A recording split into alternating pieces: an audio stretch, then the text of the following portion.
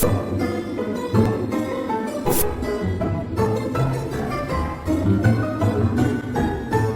everyone, I'm Moody Boo, the Fragrant Nomad, and I'm back with another You Picked perfume review. I think it's from my fourth, Annual Moody Poll. So, and it was almost tied. For a while there, it was really neck and neck with House of Sillage Sweet Dreams. So I'm going to do Sweet Dreams next after I do Fort and Manle's Late Harvest. I'm going to spray a little more on because I've been wearing it all morning. Boy, and I'm going to tell you the notes, and then I'm going to tell you what I think, because it doesn't exactly correlate with the notes. Hardly at all. Oh, and I'm going off of Fragrantica for convenience sake. I hit the link on Fragrantica to go to Fort and Manle's website, and it said website can't be reached, and I just didn't want to type in the name Fort and Manle and go to the website the Google way. So lazy me. So I'm going off of Fragrantica. The notes are cherry, tobacco, vanilla, palisander, rosewood, cedar, and rose. And what I get is boozy. At the very beginning, for like 20, 30 minutes, I get straight boozy kind of perfume. It's not real sweet. There's just this echo of sweetness, like something sweet ran through it an hour ago and then it was forgotten about. Just that much. It is boozy to me, like cognac, whiskey kind of boozy. A dry kind of heat that I get from this at the very beginning. And after about 20 minutes, it loses that super booziness and becomes a little, I want to say arid. It becomes really dry, almost powdery, almost dusty in the wearing. But it adds this dimension to it. And usually I don't like powdery, dusty perfumes. But this adds this weird aromatic depth to it that I don't get with a lot of perfumes. I'm not sure if it's that boozy quality just gets mixed in with everything so that that boozy, dry heat is kind of intermingling with everything else and giving it this aridness. I don't know if that's a word. As far as this one's hard. This one's hard for me to review because there's a lot of facets to it. It's really well blended, but you do get a cherry pipe tobacco. But because I still get this dry heat from the booziness that I detect that is nowhere in sight on Fragrantica, it makes that cherry pipe tobacco come across like it's been left out to dry too long. It's not being smoked. It's not being smelled out of the pouch or whatever it is that cherry tobacco is in, pipe tobacco. But it's been left sitting on a windowsill in front of the sun for quite some time. That's what I get. Once that stage kind of passes on a little bit, it doesn't pass on, but once that stage evolves into the next facet of this perfume, bang, that's when you get more of the woody and it gets a little sweeter. A hint of moisture comes in there. It's almost like it's a dewy rose, a dewy, creamy rose that's added to it. But the creamy never really translates, but the dewy does a little bit because that aridness kind of goes away a little bit. The aromatic part of it that happens with that kind of heat, though, stays. But the dry powderiness kind of tamps down a little bit, which I'm happy about. Even though it does add something to this, it's still not my favorite aspect. And once you hit the deep dry down, that's when it is probably my favorite part, because then the cherry pipe tobacco does smell like some of the dew from the rose petals have dribbled onto it and kind of rehydrated it a little bit. You get more of that moisture and more of the woods are starting to come out. And I love a beautiful rosewood. The smell of that, to me, is unique to a lot of other woods. There's certain woods that have a very unique smell. Rosewood to me is one of them. Cedar is another one. Oud, of course, is another. And pine. But some of the oaks, I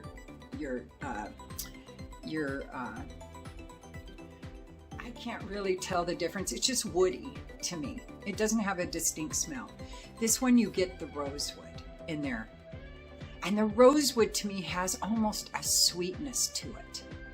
And that might be adding a little bit to the sweetness too, because it goes from no sweet, well, an echo of sweet at the very beginning with that boozy stage, to a little more sweet when the cherry pipe tobacco really makes an appearance, to when you get to the deep middle, it gets sweeter, it gets moister, but it still maintains that big aromatic kind of effect, which is really unusual to me.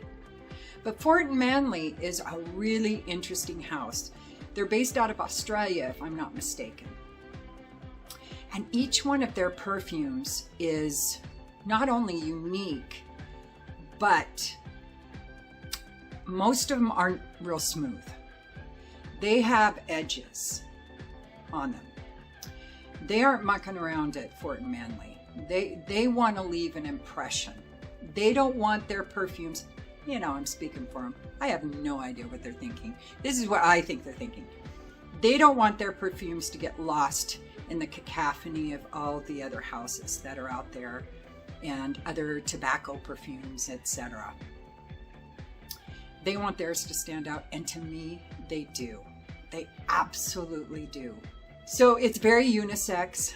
I do think some feminine personalities will interpret it a little bit masculine because of that aromatic and those harder edges. It's not like some of those indie houses, real hard edges, but it's been cut on a smooth edge, but it hasn't been sanded yet. So there's still a lot of roughness in there, is all I'm saying.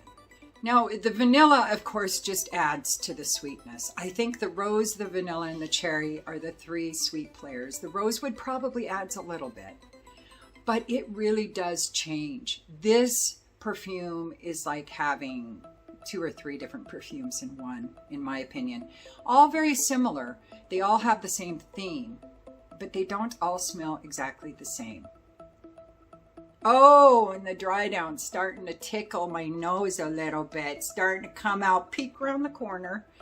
And I'm here to tell you that cherry pipe tobacco is lovely, especially when the dewy rose sprinkles on it. Oh. I think I like this one a little better than all the Queen's Men because of the performance. All the Queen's Men, I love the scent. It just doesn't perform very well for me. This one, on the other hand, is a good performer. But I think Fort and Manle overall, every one of their perfumes that I've tried, and I have the big sample set, so I've tried, probably 90% of their perfumes that are out now, or more, I don't know, I might have tried them all. And every one of them is a good performer, if not an outstanding performer, if not a beast mode performer. So be careful on the trigger with these. I think you could absolutely overspray on this because especially that super boozy opening, which I don't know why I'm getting so much booze, but I'm telling you, it is straight like whiskey or something at the beginning. And not rubbing alcohol, not like the base is coming out like with some perfumes. This is top shelf kind of cognac or whiskey or something like that. But it is so dominant to me at the beginning. So I really should go on Fort and Manle's website to see if maybe Fragrantica hasn't lost their minds yet again and has put the wrong ingredients in. So I just caught a big mistake they made on Fragrantica on Chris Collins's perfumes based out of New York. They put all the notes for one of his new perfumes when it was actually another new perfume that they put the title of. So they put the name of one perfume, but all the notes that weren't even close of the other perfume. So it's, I don't know who does their editing. I don't know who does their research, but they should fire them and hire me because I do a better job. Anyway, I will get 8 to 10 hours on it, just depending on if I do 2 sprays, 3 sprays. I won't go over 3 sprays with this normally, but it could be a beast mode perfume if you oversprayed, so be careful. As far as sillage, yeah, I break off pieces of my sillage when I get up and move around, and then I collect them again as I walk back through them. So, but I notice it quite heavily with this one. The scent cloud comes out with 2 to 3 sprays, probably past arm's length for a short period of time, and then stays right about arm's length for the rest of it. I got this from Lucky Scent, so I paid full retail, and as you know, Lucky Scent you don't have to sign for. They just will leave it on your porch upon delivery. Oh, time of year. Come on now. It's got to be fall and winter. I don't even think this would be appropriate for spring. Because it just has this fall feel to it. With these notes, it just makes me think of fall. Absolutely perfect for a Thanksgiving feast. I think this is a perfume that you absolutely could wear out clubbing. You know, I can't think of another term to use. Because this would be able to compete with a lot of those other heavy hitters that you always smell in a club. I think it'd be great for all kinds of occasions, except for daytime wear. I don't think you want to wear this during the day. It just doesn't say daytime. You could wear it for pretty much any occasion that you wanted to. It's a little rough for more formal occasions. Maybe 1 spray would be okay with that, but I'd be choosing something a little smoother with a little less edge to it for a formal occasion personally, but that's just me. So the price is spendy. It's up there. I want to say 200-ish, maybe a little more. The bottles are cool. This is the new style of bottle that they use. Kind of looks like an old medicine bottle, or maybe an old booze bottle or something. I don't know. Well, I guess in the Wild West they just use corks or something, but this does remind me of like a medicine bottle you would find in an apothecary in the Wild West or something. Like I know what they look like, but I'm just saying that's what it reminds me of. I used to watch Wild West and Bonanza. I remember what they look like. All right, well, thank you for voting, and I hope you vote on the next poll. It is up.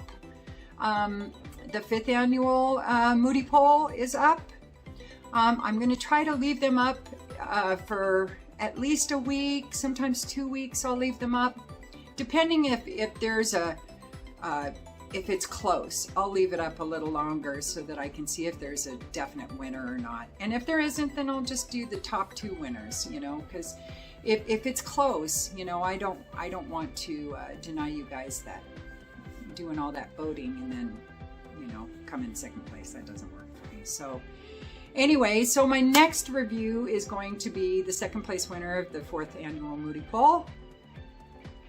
And that is Sweet Dreams by House of Sillage. I'll be recording that as soon as I'm done here so I can get that done because I start my new job. So I'm really hopeful I'll be able to record a little more often, but we shall see. I don't know. But I'll still keep the 1 a week going for sure. And then I've already written up a couple of top 10s. I want to do my top 10 tobacco and my top 10 boozy perfumes. Then I'm going to do some top 5s in the near future. And like I said, I am going to challenge myself to do my top 10s in 10 minutes. So I don't know if I'm going to be successful, but that is the challenge. So, okay, well, thank you for being here. I look forward to coming back and sharing time with you again. And don't forget to vote on my community page in the next poll. And also don't forget to like and subscribe and ring the bell and comment if you want. If you don't, it's all good.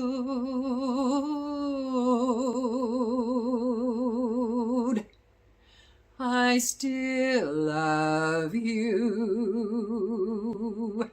and use your own nose. Peace.